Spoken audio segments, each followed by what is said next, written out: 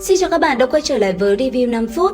Ở cuối tập 48, sau khi cùng Dược lão phân bua một hồi, cuối cùng Mị Đỗ Toa cũng nhượng bộ, còn Dược lão, ông cũng ngay lập tức đỡ học trò của mình nắm xuống. Sau đó, hỏa diễm xuất hiện trên tay, lấy cỗ năng lượng lạnh lẽo, ông cũng ngay lập tức truyền đấu khí vào trong cơ thể Tiêu Viêm.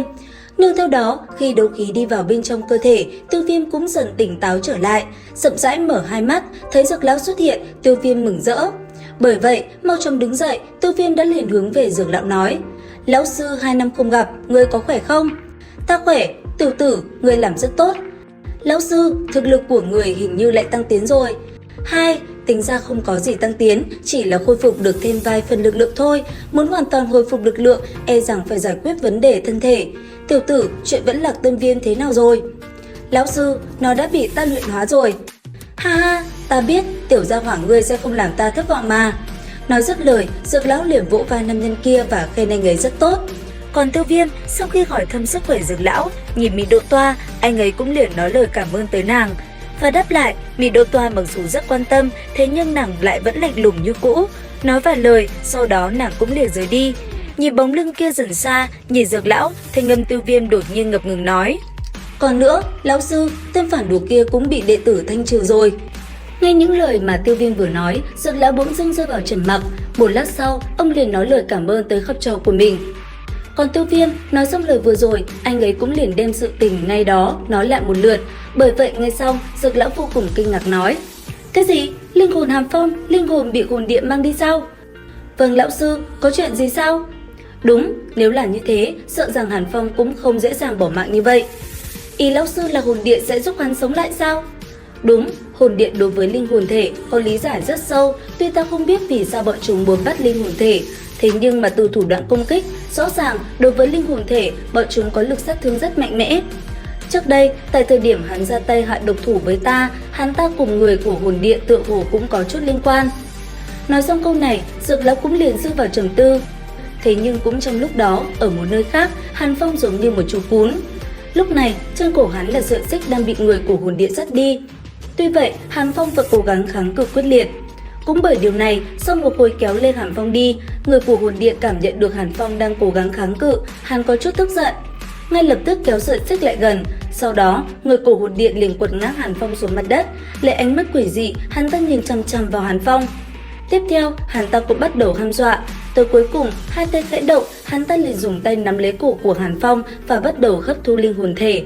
Lúc này, Hàn Phong chỉ biết ra sức giãy giụa mà thôi, hắn ta đã không thể làm gì. Tới cuối cùng, sau một hồi bị tên kia hấp thu, linh hồn của Hàn Phong khô kiệt. Bởi vậy, hắn ta đã liền mất đi sức phản kháng, linh hồn trở nên yếu ớt, cứ thế bất động trên tay của gã hồn điện kia. Còn ở tại một nơi khác, Tiêu Viêm sau khi nghe Dược lão nói qua một chút về hồn điện, anh ấy đột nhiên thở dài nói: "Thật không ngờ hồn điện lại phiền phức như vậy, e rằng Hàn Phong sẽ vẫn có thể sống sót." "Không sao, người đã lấy mạng hắn một lần, cho dù có sống lại, thực lực của hắn cũng không có gì phải lo lắng. Tuy nhiên, nếu như hồn điện đã biết linh hồn ta ở trong người ngươi, vậy thì chuyện này cũng có chút phiền phức." "Lão sư, người yên tâm, cha ta mất tích cùng đám người này cũng có chút quan hệ, cho bọn hắn tới, ta sẽ dạy cho chúng một bài học." Nghe vậy, Dược lão khẽ gật đầu. Tuy nhiên, ông cũng không quên nhắc nhở học trò đối với đám người của hồn điện này phải hết sức cẩn thận. Tiếp theo, Dược lão cũng liền hỏi Tiêu Viêm về chuyện của anh ấy với Mị Đỗ Toa một chút, và tất nhiên, nghe lão sư hỏi vậy, Tiêu Viêm cũng không dám giấu. Bởi vậy nghe xong, Dược lão cũng liền nhắc Tiêu Viêm đối với nữ nhân kia, anh ấy phải cẩn thận một chút. Sau đó, bỏ qua những chuyện ngoài lề, Dược lão liền hỏi Tiêu Viêm về dị hỏa sau khi dung hợp. Bởi vậy nghe xong, Tiêu Viêm cũng liền hành động. Nương theo bàn tay khẽ động, một ngọn lửa màu xanh trên tay Tiêu Viêm đã liền xuất hiện. Sau đó, anh ấy liền tách ngọn lửa ấy làm hai. Bởi vậy, chứng kiến hai loại dị hỏa xuất hiện trên tay Tiêu Viêm, Dược lão vui mừng. Còn Tiêu Viêm thấy Dược lão như vậy, anh ấy cũng nhanh chóng hỏi ông về dị hỏa của mình. Nếu xét trên dị hỏa bảng, vậy thì có thể đứng ở vị trí bao nhiêu? Nghe vậy, Dược lão cẩn thận quan sát. Sau một hồi, ông liền nói với Tiêu Viêm, lưu ly liên tâm hỏa này xét trên dị hỏa bảng thì ông không biết, thế nhưng nếu để đánh giá, nó chí ít sẽ không dưới cốt linh lãnh hỏa. Nghe những lời này, Tiêu Viêm cũng liền gật đầu. Còn Dược lão sau đó, ông cũng liền nhìn Tiêu Viêm nói: "Tiểu tử, phần quyết công pháp của ngươi đã tiến ra rồi chứ, ngươi vận chuyển công pháp để ta xem qua một chút." Nói dứt lời, Dược lão cũng liền đặt tay lên người Tiêu Viêm và thăm dò một chút. Đến khi bàn tay thu lại, Dược lão cũng có chút vui mừng. Còn Tiêu Viêm thấy lão sư như vậy, anh ấy liền hướng Dược lão hỏi về việc luyện chế thân thể để ông sớm ngày hồi phục. Và ngay lập tức, Dược lão cũng liền thở dài nói, lưỡng trùng dị hỏa mà nói có thể miễn cưỡng, nhưng luyện chế thân thể cần một vài thứ rất hiếm. Đầu tiên là sinh cốt dung huyết đan, sau đó là thất giai ma thú tinh túy huyết mạch, cuối cùng là hài cốt của đấu tông cường giả. Nghe thấy lời Dược lão, Tiêu Viêm ngẩn ra, ở bên cạnh nhìn học trò như thế, Dược lão cũng cười, sau đó ông cũng nhắc học trò không cần vội vàng. Cuối cùng, mạnh mẽ gật đầu, Tiêu Viêm liền mang theo những chuyện này ghi nhớ trong lòng, còn Dược lão, ông như nhớ ra chuyện gì đó. Sau đó nhìn Tiêu Viêm, ông liền nói cho anh ấy một vài thông tin liên quan đến cổ tộc, bởi vậy nghe xong, Tiêu Viêm có chút thoáng buồn. Trầm ngâm một hồi, đột nhiên Tiêu Viêm lấy ra một quyển trục và một lọ đan dược đưa cho Dược lão. Ngay lập tức, thấy thứ này, Dược lão vô cùng kinh ngạc. Còn Tiêu Viêm chậm rãi giải thích sự tình của nhị ca Tiêu Lệ một lượt, anh ấy cũng liền nhờ Dược lão cố gắng luyện chế thuốc giải giúp nhị ca của mình. Nghe xong, Dược lão cũng gật đầu đồng ý.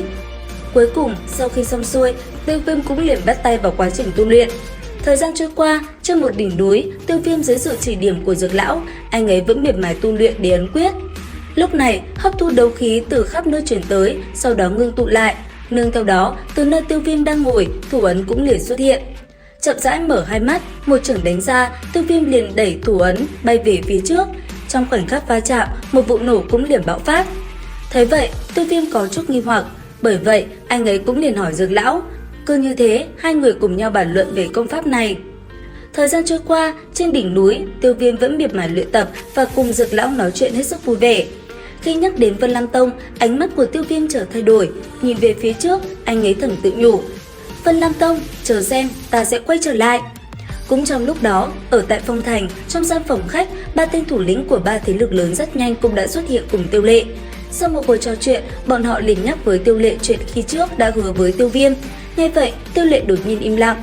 Sau đó, khi anh ấy đang định mở lời đáp lại ba tên kia, thì đột nhiên Tiêu Viêm cùng Mỹ Độ Toa xuất hiện. Chậm rãi tiến tới, Tiêu Viêm cất lời nói. Ba vị vẫn còn nghi vấn sao? Nghe vậy, ba tên kia sợ hãi. Ngay lập tức, bọn họ liền cung kính hướng về Tiêu Viêm hành lễ.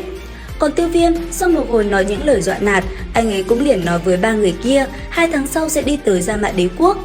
Bởi vậy, nghe xong cảm thấy sự tình cấp bách, ba tên kia đã liền cáo từ và trở về, sắp xếp sự việc trong tông môn.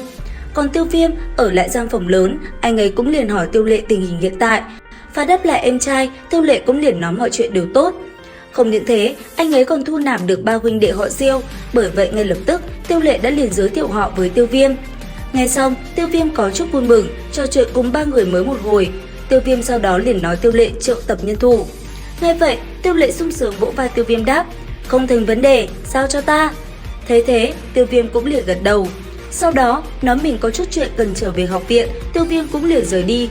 Nhìn theo bóng dáng em trai, Tiêu Lệ ánh mắt trở nên băng lạnh nói, Vân Lam Tông, người báo thù đã trở về, các ngươi hãy chuẩn bị cho tốt. Đến đây thì hết tập 49/5 đấu phá thương khung. Xin chào và hẹn gặp lại các bạn ở những video tiếp theo.